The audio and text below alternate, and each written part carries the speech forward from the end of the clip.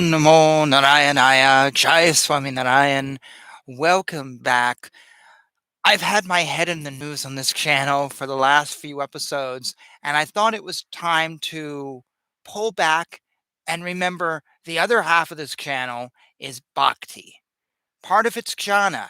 I'm always asking questions. I'm encouraging you to ask questions and to not be settled with any of the answers. But I think sometimes we can get wrapped up in jhana. We can get wrapped up in our head. We can become obsessed with facts and figures and finding the definitive answer for something and forget that the goal of all this religious discussion is more than just knowing about something. It is feeling something. And I'm not referring to like feelings and how do you feel and sort of the liberal American liberal way of talking about it. I mean feeling as in a relationship with God. That is the goal. It's finding the relationship with God. But I think we tend to focus on just getting all these facts and getting this and getting that, and we lose sight of that relationship. I have a friend who's like that. He confesses that he's like, yeah, I go to church and then I read some history book and he talks about facts and figures and people. Well, this Christian said this or this Christian said that. And I'm like, well, what do you as a Christian think? And his response is, ah, yes, there's a quote from C.S. Lewis. No, no, no. I didn't ask about C.S. Lewis. I asked about you. Oh, well, G.K. Chesterton said, no, no, didn't ask about G.K. Chesterton. I asked about you. What do you think? What do you feel? Well, that's very interesting. There's a book that, and he does this. And if you can finally get him on the edge, he's like, yeah, I don't have that. I get lost in my head. And I've been there and I understand it took me a long time to learn how to remind myself to get out of my head. So I thought tonight we would get out of our heads a little bit with a chant. If you've watched my chants before, you know I enjoy them. I have recently been getting more into some chants for Lakshmi. I came across them in recording some Upanishad videos for this channel, which have yet to come out. And there's three of them, which I actually really like. And we're going to start with the simple one today. And then in some later episodes, I'll bring in the more complicated ones. Complicated as in just longer. uh, Lakshmi, these chants to Lakshmi tend to be for wealth, prosperity, success in things. That is often why we turn to Lakshmi. She is often seen as the wealth bringer. Uh, Earlier on this channel, I did a chant to I did a chant of Dr. Pillai, his famous Shreem Vrazi chant, which you can go back on one of the live shows and find. And that is a chant that he promotes as being to Lakshmi to achieve your wealth. This is what we see her as. There are other things we can call upon Lakshmi for. In a future episode, I will talk about the miracle healing that I had in both my feet when I was training for my first marathon and came to a point where I couldn't walk. Literally, I my 12-minute mile was like 35 minutes and that was walking, forget about running. I hurt my feet like 8 times and I did a chant to Lakshmi and the pain went away. Went away, completely went away. That was what? A year ago and it's never come back. So we can go to her for other things, but that's not always the case. Speaking about running, I'm actually wearing a shirt today for the Trail Festival in Pineland Farms, a 25K that I ran a couple months ago. In case you're wondering what this thing is, it's a tree. My girlfriend did a 50K that day, her first ultra. She has another 50K in a couple weeks, but I'm taking the summer off from running. Anyways, we're going to do a chant today for Lakshmi. And I've had an interesting day. My mind's a little unsettled.